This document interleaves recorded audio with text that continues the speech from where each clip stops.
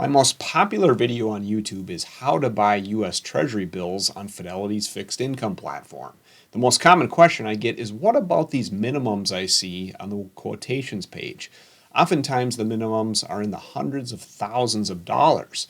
Well, today we're just going to talk a little bit about why you can largely ignore these and more often than not get your order through despite the quote that you see. That's what we're talking about. Stick around. Now, let me start by saying I'm going to assume you have some baseline knowledge as I explain minimums. If you have questions about any of the terminology here, what some of these various columns and features represent, look back to that how-to video I did, the step-by-step instructions on how you purchase Treasury securities. I'll make sure to link it in the top right-hand corner of your screen. That will provide some of that foundational knowledge if you need it. All right, let's address this issue of minimums. We're going to assume you've identified the Treasury that you're interested in purchasing. We'll say it's this top one, which presently is yielding 5.39%. Now, here's where a lot of people get hung up. They go over to this column and they see, ooh, the minimum quantity is 500 units. And of course, these are denominated in $1,000. So that would be $500,000 as a minimum purchase amount. Now, here's what you need to understand. This exact same Treasury security is likely to be available from a bunch of different sellers in the marketplace.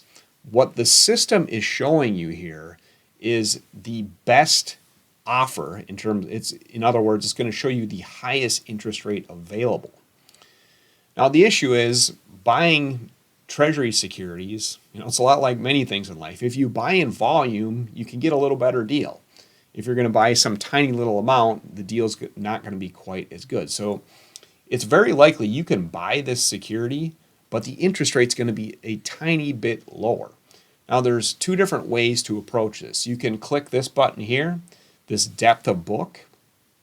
This is going to show you if the bond is available from other sellers and what the yield or the interest rate is from those sellers. The other way to get to basically the exact same place is just hit this buy button.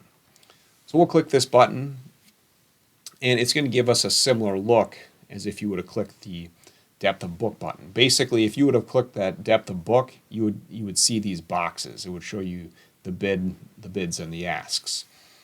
But long story short, as you can see in these two columns here are the various minimums. Again, and these are all for the exact same bond. They're just being offered at different yields or different interest rates.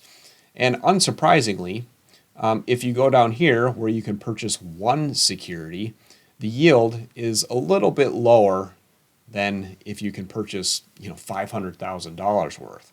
But we're talking a tiny minimum. We're talking about 0.04 or 0.05 percentage points difference, which to the average individual investor, average individual saver, it's nothing, right?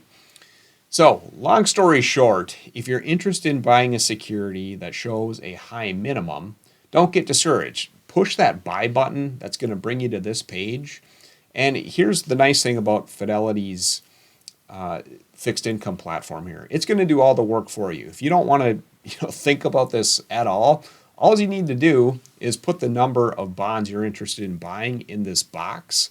Let's just say it's 5 for instance, and push preview. The system's automatically going to go out and choose the best price available for you from a buyer that's willing to sell you that quantity. So you don't even have to spend any time looking at this stuff. The system does it for you. I hope that cleared up any confusion on the minimums issue. Of course, if you have any questions about it, please feel free to drop those in the comment section. I always try to respond to those. As always, thanks for watching, and I hope we'll see you on the next one.